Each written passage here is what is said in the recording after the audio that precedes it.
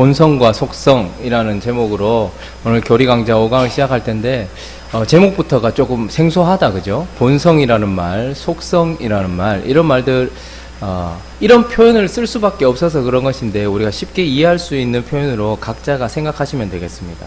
어쨌든 오늘은 이제 우리가 성경에 대한 이야기를 나누었고, 성경이 하나님의 진리이다라는 것과 그것을 우리의 권위로 받아들이고 어떻게 하면 성경 속에서 교리를 발견할 것인가, 바른 진리를 발견할 것인가까지 나누고 난 이후에 이제 드디어 우리는 대부분의 오리엔테이션을 끝내고 드디어 성경의 첫 부분, 주어가 되시는 태초의 하나님이라는 그 하나님에 대해서 우리가 살펴보게 되었습니다. 자, 그러면 왜 우리는 하나님을 알아야 할까요? 이미 하나님으로부터 모든 혜택을 받았고 구원을 누리고 있고 하나님과 관계 속에 있음에도 불구하고 그냥 우리가 하나님의 혜택 그대로 누리고 있으면 되지 왜 우리가 하나님을 알아야 하는가? 사실 하나님이 영원히 사는 영생, 하나님이 주신 생명이라는 것을 표현할 때 어떻게 표현하는가가 참 중요한데 성경 한번 찾아보겠습니다. 요한복음 17장 3절.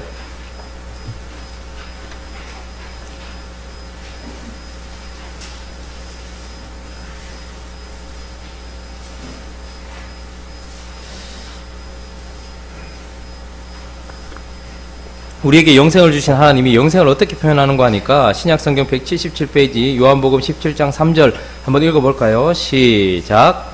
영생은 곧 유일하신 참 하나님과 그가 보내신 자 예수 그리스도를 아는 것이니라. 여러분, 우리가 영생이 뭐냐라고 물어보면 사실 영원한 생명이라는 것이 뭐냐 개념을 내리기가 상당히 어렵습니다. 그런데 하나님은 뭐라고 얘기하십니까? 하나님을 아는 것이 영생이다. 그분과의 관계 속에서 하나님을 알아가는 것과 그분이 보내신 예수 그리스도를 알아가는 것, 이것이 영생이다, 이렇게 표현하고 있습니다. 그러니 영원한 생명을 받은 우리에게 있어서 하나님을 알아간다는 것은 진정한 의미이기도 한 것입니다. 그래서 사실 이 땅에서도 우리가 경험하게 되는 모든 삶은 하나님을 알도록 하는 것입니다. 여러분, 결혼을 하면서 여러분은 무엇을 깨달았습니까? 결혼이 무엇을 지향하고 있습니까? 물론 한 남자와 한 여자가 사랑해서 함께 하게 되는 것이지만 그 결혼 생활을 통하여서 우리는 무엇을 깨닫게 됩니까?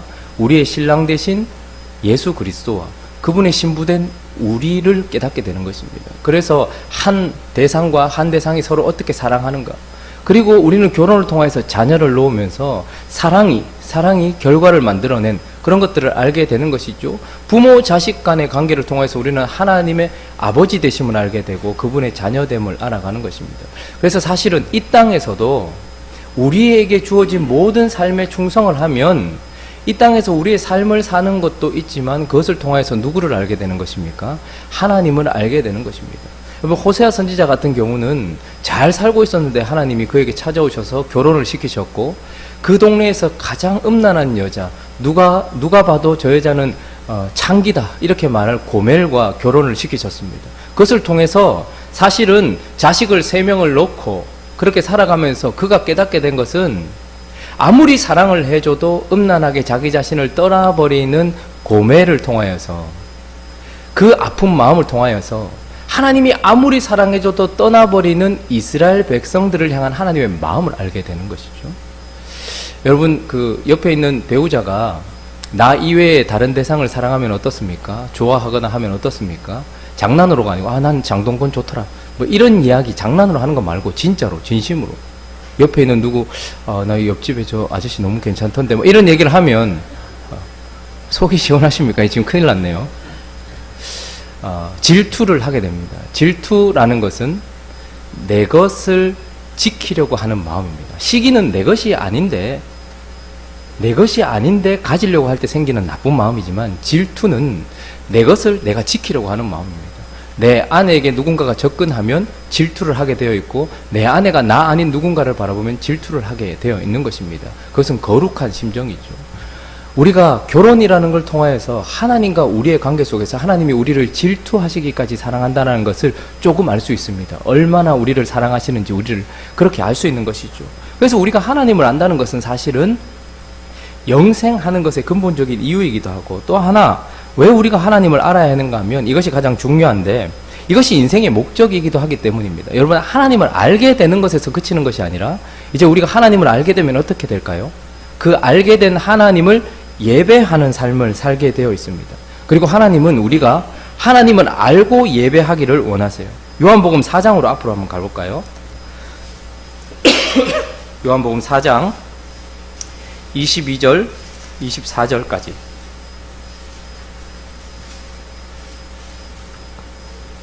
언제나 문제는 우리가 예배를 하지 않는 것이 아니고 22절부터 24절까지 한번 읽어볼까요? 자, 시작. 너희는 알지 못하는 것을 예배하고 우리는 아는 것을 예배하노니 이는 구원이 유대인에게서 남이라.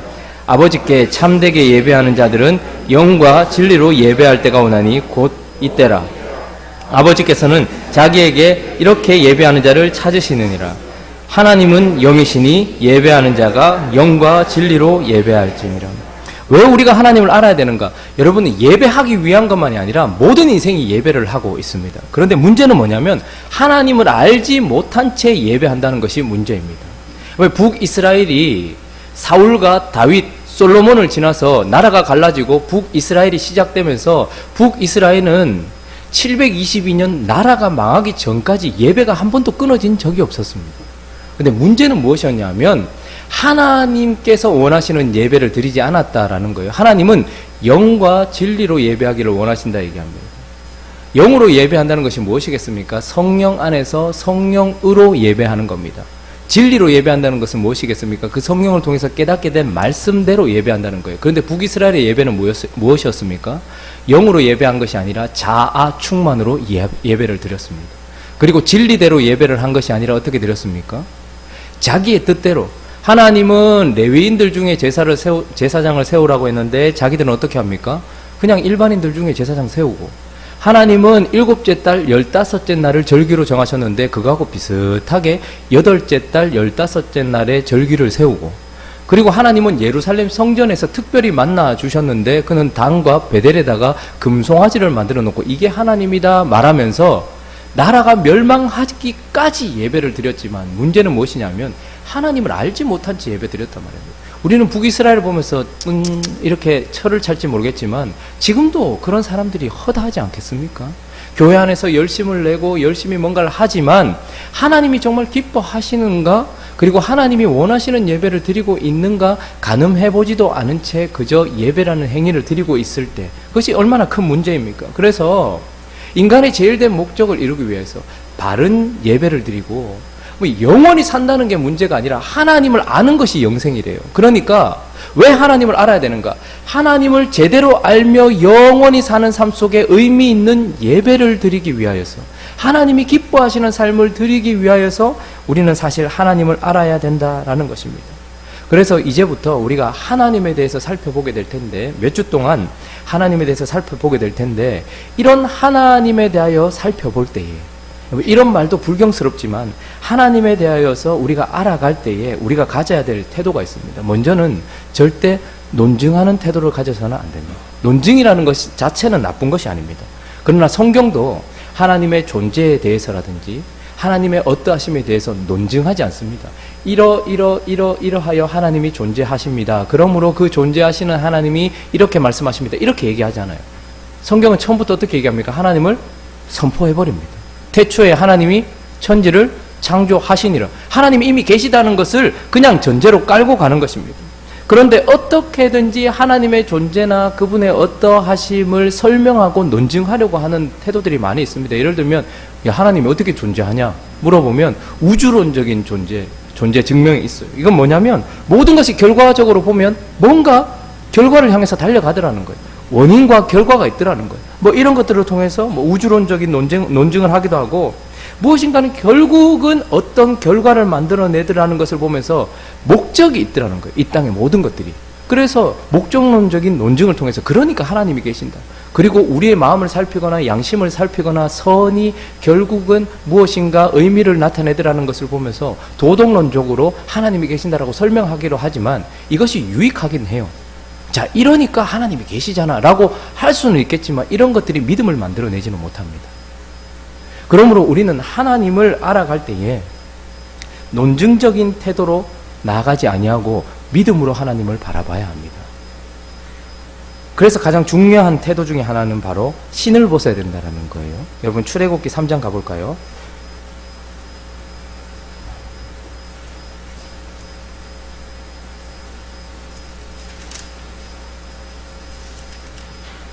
출애굽기 3장 3절부터 5절까지 한번 읽어보겠습니다. 구약성경 84페이지 출애굽기 3장 3절부터 5절까지 이제 한번 읽어보겠습니다. 시작.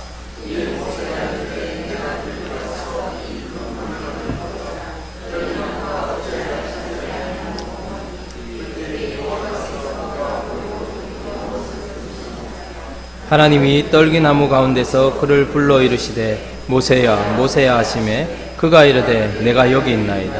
하나님이 이르시되 이리로 가까이 오지 말라. 내가 선 곳은 거룩한 땅이니 내 발에서 신을 벗으라. 여러분, 우리가 하나님 앞에 설 때면 언제나 모세처럼 이런 돌이켜 가서 이 큰 광경을 보리라. 어찌하여 떨기나무가 불이 붙었는데 타지 않는가라고 조직적으로 설명해보고 싶고 알아가보고 싶은 마음이 있습니다. 근데 하나님께서 모세에게도 어떻게 얘기하셨습니까? 돌이켜 오는 것을 보시고 떨기나무 가운데서 그를 부르시면서 모세야 네가 선 곳은 거룩한 땅이니 네 발에서 신을 벗으라 라고 얘기합니다. 우리가 지금 하나님을 알아가기 위해 서 있는 이 자리 또한 거룩한 곳이며 하나님은 우리에게 설명되어지지 않을 만큼 불가해한 분입니다. 불가해하다는 것은 하나님을 도저히 이해할 수 없다는 거예요. 전체적으로.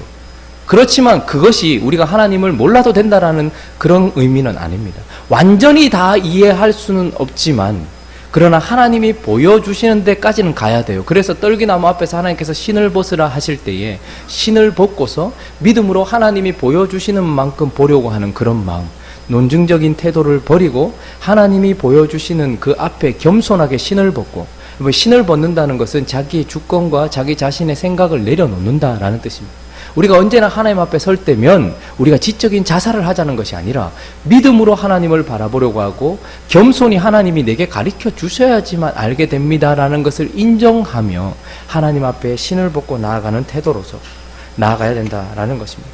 그래서 우리가 이제 하나님에 대하여 알아가고, 그리고 이후에는 하나님이 하신 일에 대해서 알아가고, 그리고 성자에 대해서 알아가고, 또 그분이 하신 일에 대해서 알아갈 때면 우리 안에 여러 가지 생각이 있겠지만, 그러나 지금까지 들어왔던 생각이나 혹은 내가 가지고 있던 그 개념들, 그것을 잠시 내려놓고 하나님이 내게 말씀하실 때 믿음으로 받는 태도로 나아가기를 예수 그리스도의 이름으로 축원합니다.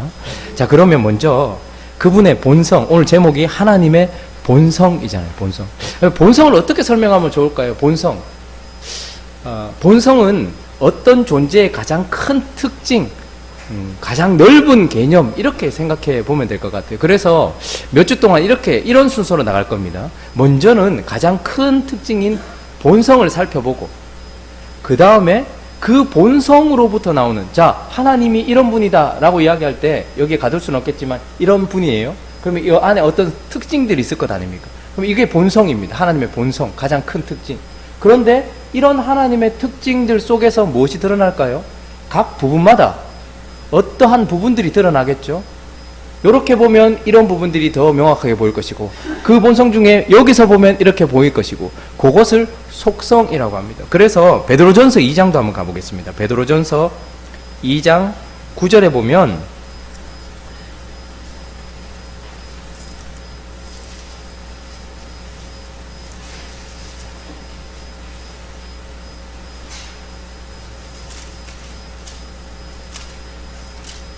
한번 읽어볼까요?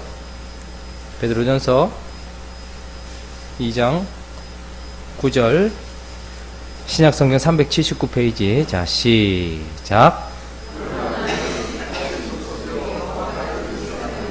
거룩한 나라요 그의 소유가 된 백성이니 이는 너희를 어두운 데서 불러내어 그의 기이한 빛에 들어가게 하신 이의 아름다운 덕을 선포하여.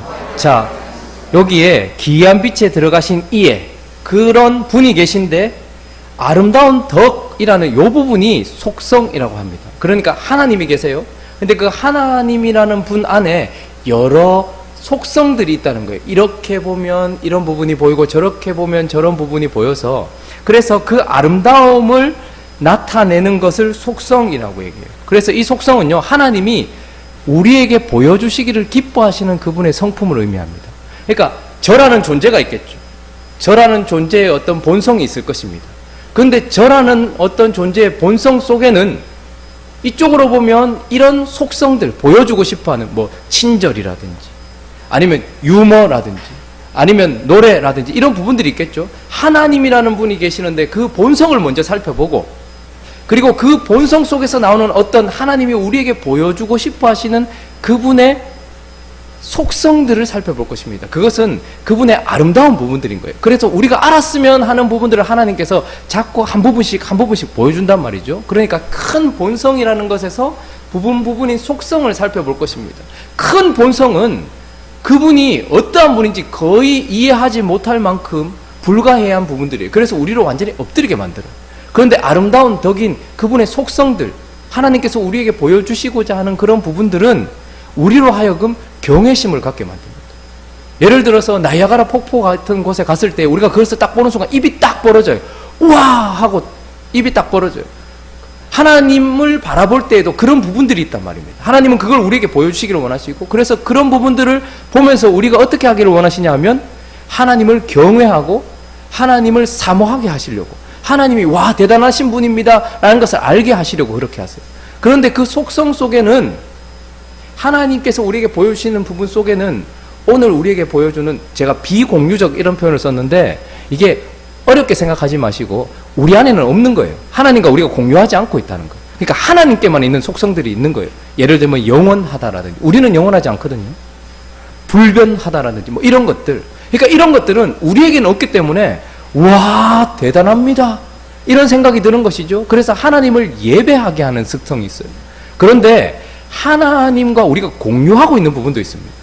예를 들면 진실이라든지 거룩성이라든지 뭐 이런 것들은 우리 안에도 좀 있거든요. 그래서 하나님은 또한 이런 하나님과 우리가 공유하고 있는 속성을 통해서는 하나님을 닮아가기를 원하세요. 그리고 나중에 우리는 하나님의 이름을 알아보게 될 것입니다. 이름이란 이런 거예요. 별명 같은 거예요.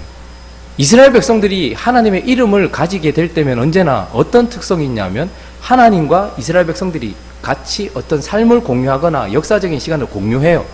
그리고 난 이후에 이스라엘 백성들이 아 하나님 이런 분이네 라는 것을 경험하여 깨닫게 되고 나서 그것을 이름으로 붙여요. 예를 들면 하나님께서 가보니까 미리 예비하시는 분이네. 그래서 하나님을 어떻게 부릅니까? 여호와 이레라고 부르는 거예요. 이거는 하나님이 우리에게 뚝 던져서 가르쳐 주신 것이 아니고 우리가 하나님을 경험해 보니까 아 여호와 이레네. 하나님이 우리를 막 인도하세요. 그래서 마치 목자가 양을 인도하는 것처럼 하나님이 우리를 인도하셨다는 것을 경험하게 되어서 사람들은 또 여호와 로에라고, 여호와는 나의 목자십니다라고 이렇게 이름을 붙이는 거예요. 그래서 하나님의 본성은, 하나님이라는 존재 자체는 우리를 완전히 엎드러지게 만들어요. 근데 하나님의 속성, 우리에게는 없는데 하나님께만 있는 그 아름다운 하나님의 어떤 성품들은 우리로 하나님을 예배하게 만들어요. 그리고 하나님이 우리와 공유하고 있는 공유적인 속성들, 이런 것들은 우리가 하나님을 닮고 싶게 만들고 하나님을 닮게 만들어요. 그런데 하나님의 이름들을 통해서는 결국 어떻게 될까요? 하나님을 사랑하게 돼요. 와, 우리를 인도하시는 하나님, 우리에게 은혜를 주시는 하나님, 평강을 주시는 하나님, 이렇게 사랑하게 되는 것이죠. 그래서 하나님은 자기 자신을 우리에게 계속해서 계시하시면서 하나님을 예배할 뿐만 아니라 하나님을 경외할 뿐만 아니라 하나님을 사랑하게 하신단 말입니다. 그래서 오늘은요, 먼저 이런 순서로 본성을 먼저 살펴볼 거예요. 하나님의 본성은 어떠한가, 그리고 하나님의 비공유적인 그런 속성은 어떠한가, 이런 것들을 좀 살펴보려고 합니다. 먼저 본성 속에는 이런 것이 있습니다. 무한하심. 우리에게는 없는 것이기 때문에 개념이 잡히지 않죠. 부정적으로 설명할 수밖에 없을 것 같아요. 하나님은 무한하신 분입니다. 이 말은 무슨 말입니까? 유한하지 않다 이 말입니다. 하나님은 유한하지 않아요. 그래서 우리가 정확하게 하나님의 무한하심을 다 이해할 수는 없지만 어쨌든 무한하다는 것은 어디로부터 유래하지 않았다는 거예요. 자기 스스로가 있다는 것이고 무언가에 영향을 받지도 않는다라는 거예요. 마치 우리는 하나님께 뭘 안 드리면 하나님이 영광을 못 받으시는 것 같고, 우리가 막 전도를 안 하면 하나님께서 영혼을 구원하지 못하는 것처럼 생각하는데, 하나님은 무한하신 분이에요. 우리하고는 전혀 달라요. 우리는 유래가 있습니다. 내 부모로부터, 내 조상으로부터 유래했습니다. 그래서 거기로부터 나왔지만 하나님은 스스로가 계시는 분이에요. 어떤 유래도 없습니다. 뿐만 아니라 아무 것에도 영향받지 않아요. 우리는 자연에도 영향을 받습니다. 날씨에도 영향을 받습니다. 우리는 음식을 먹지 않으면 우리 몸을 움직이지 못합니다. 우리의 영혼에는 하나님의 빛을 비춰주시지 않으면 우리의 영혼은 어두워집니다. 모든 것에 영향을 받게 돼 있어요. 그러나 하나님은 어떤 것에도 영향받지 않는 무한하신 분이라는 말이에요. 뿐만 아니라 한계도 없다는 거예요. 하나님에게는 모든 시간이 다 현재형입니다. 이해가 안 되죠. 우리에게는 과거가 있고 현재가 있고 미래가 있어요. 그래서 우리는 시간 속에 갇혀 있습니다. 그리고 우리는 공간 속에 갇혀 있습니다. 그러나 하나님은 공간에도 갇혀 있지 않고 시간에도 갇혀 있지 않는 무한하신 분이다. 그래서 그분은 자기 스스로를 I am that I am, 나는 스스로 있는 자. 뭐 자기 자신을 소개하면서 이 땅에 어떤 존재와도 비교할 수 없는 자기의 이름, 나는 스스로 있는 데다. 여기 어떤 존재도, 인간으로부터 시작해온 모든 피조물들이 스스로 있는 존재는 없어요. 무한한 존재가 아무것도 없습니다. 사람을 통해서 태어났거나 하나님이 만드셨거나, 근데 하나님만은 유래가 없는 분이시고, 하나님만은 어떤 것에도 영향을 받지 않는 분이시고, 하나님만이 한계가 없으신 무한하신 분이다. 그게 하나님의 본성이라는 거예요. 또 하나, 하나님은 영이시다 이렇게 얘기합니다. 이것도 부정적으로 설명할 수밖에 없을 것 같아요. 부정문으로. 하나님 영이시다 이 말은 그분은 물질적이지 않다 이 말입니다. 물질적인 것과 상관이 없다 이 말입니다. 그런데 하나님이 영이시다라는 것이 왜 중요하냐 하면 예배와 관련돼 있기 때문에 그렇습니다. 그래서 하나님이, 우리가 아까 전에 요한복음 4장을 읽었잖아요. 하나님은 영이시니 왜 우리가 영과 진리로 예배해야 되는가? 하나님은 영이시라는 거예요. 영이시기 때문에 우리가 하나님을 대하고 하나님께 예배를 드리려고 하면 영과 진리로 예배를 해야 된다라는 것입니다. 어떤 사람이 이렇게 얘기하더라고요. 하나님 영이시라 했는데 우리 눈에 보일 때도 있었잖아요. 뭐 등을 보이시기도 했고, 뭐 예수님이 성육신 하기 전에도 언약의 사자로 나타나시기도 하셨잖아요. 뭐 이렇게 얘기를 해요. 그거는 하나님이 영이시긴 하지만 자신을 설명하고 자신을 우리에게 계시하기 위해서는 언제든지 보이는 모습으로 나타나기도 하는 것이지, 본질적으로는 그분은 영이시다는 말입니다. 그래서 그분을 대할 때면 언제나 성령 안에서, 근데 우리가 지금 예배를 제대로 드리는 거, 하나님은 영이신데 우리의 예배는 물질적인 것으로 드리거나 형식적인 것으로 드리려고 하거나 진리대로 드리지 않을 때가 많이 있단 말입니다. 그러니까 영이신 하나님이다라는 것을 잊어버리면 마치 우리와 똑같이 취급하여서 우리가 기뻐하는 것을 하나님도 기뻐하시는 것처럼 생각하여 예배가 물질적이 되어지고 육체적이 되어지고 아주 훼손되어져 버린단 말입니다. 그런데 하나님은 물질적이지 않다. 어떤 성전에 매이는 어떤 장소, 여러분 왜 우리가 기도원 가서 기도하지 말고 네 있는 자리에서 기도하라고 할까요? 하나님은 영이시기 때문에 어떤 장소에 매이지 않습니다. 내가 어떤 성전에 매이겠느냐? 이 땅은 내 발판이요, 하늘은 내 보좌인데 내가 어디에 매이겠느냐? 나는 영이다라는 거예요. 그런데 우리는 자꾸 어떤 형식, 기도할 때는 이렇게 해야 되고 기도할 때는 거기서 해야 되고, 그러니까 이런 모든 것들이 하나님의 본성을 생각해 볼 때 잘못됐다는 말이죠. 그러니까 하나님은 무한하신 영이신 분이다 이렇게 우리에게 이야기하고 있습니다. 또 하나, 하나님의 본성 중에 하나는 지금 하나님의 큰 그림을 그리고 있는 것입니다. 무한하신 하나님이 물질적이지 않은 영으로 계실 뿐만 아니라 그분이 인격적이신 분이다 이렇게 얘기합니다. 왜 이런 얘기를 할까요? 범신론 때문입니다. 하나님이 무한하시다고 얘기하니까 모든 자연 속에 하나님이 있다라고 생각하는 사람들이 있어요. 그러니까 나무에도 하나님이 깃들어 있고 산에도 깃들어져 있고 뭐 어디에도 깃들어져 있다. 근데 그것의 문제는 뭐냐면 비인격성입니다. 근데 하나님은 인격적인 분이다 이렇게 얘기합니다. 그래서 하나님은 자기 자신을 I am 이렇게 표현하죠. 나는 뭐뭐이다 이렇게 표현해요. 언제나 인격적으로. 그런데 보면 우리가 하나님을 비인격적으로 대할 때가 많습니다. 어떨 때에는 그분이 어떤 정신인 것처럼 생각할 때가 있어요. 그리고 어떨 때는 그분이 마치 에너지인 것처럼 생각할 때가 있어요. 성령님에 대해서도 이야기할 때 성령님이 마치 어떤 에너지이고 힘인 양, 자신이 조절할 수 있는 어떤 것인 양, 비인격적으로 성령님에게 조종을 요청합니다. 더 터치. 뭐 이런 것들은 정말로 잘못된 것입니다. 하나님은 비인격적인 분이 아닙니다. 여러분, 아이에게도 이렇게 저렇게 하지 않습니다. 마치 하나님이 큰 에너지인 양, 큰 파워인 양, 대문자 F를 쓰고 힘이라고, 마치 에너지인 양 대문자 E를 쓰고, 그분이 마치 좋은 정신인 양 대문자 M을 써가면서 하나님을 그렇게 표현하더란 말입니다. 그러나 하나님은 이름을 가지고 계시는 분이며 자기의 뜻과 생각을 가지고 계시고 자기의 의지를 가지고 계시는 인격적인 분이시다라는 것입니다. 그러니까 우리가 하나님을 대할 때 마치 비인격적인 자와 인격적인 존재는 언제나 함께 시간을 나누고 공간을 나누면 어떻게 될까요? 닮아가게 되어 있고 알아가게 되어 있습니다. 근데 하나님과 함께 했던 시간이 5년, 10년이 되었는데도 나는 하나님과 아무런 관계가 없고 하나님에 대해서 전혀 느끼지 못한다면 인격적인 하나님의 본성을 전혀 생각하지 못한 우리의 태도 때문인 것입니다. 하나님은 무한하신 분이시면서 물질적이지 않은 영이시지만 그러나 우리와 관계를 맺으시는 인격적인 본성을 가지고 계시는 분이다라고 큰 그림으로 자기 자신을 이야기하고 있습니다. 자, 그러면 이제 무한하신 영이신 인격적인 하나님 그 본성에서 어떤 속성들이 드러나겠죠. 그런데 오늘 살펴볼 것은 비공유적이라고 했습니다. 그러니까 우리에게는 없는 거예요. 여러분, 우리에게 없기 때문에 비공유적 속성이라는 것은 하나님에게만 있기 때문에 이거는 경외하기 위해서 하나님께서 우리에게 가르쳐 주시는 것이지 우리에게 요구하지는 않습니다. 우리에게 거룩성이 함께 공유되어 있기 때문에 하나님은 우리가 거룩할 수 있기 때문에 거룩을 요구하세요. 하나님은 우리가 진실할 수 있기 때문에 진실을 요구하세요. 그런데 하나님이 비공유적으로 하나님과 우리가 함께하고 있지 않은 것인데 요구하시지는 않는단 말입니다.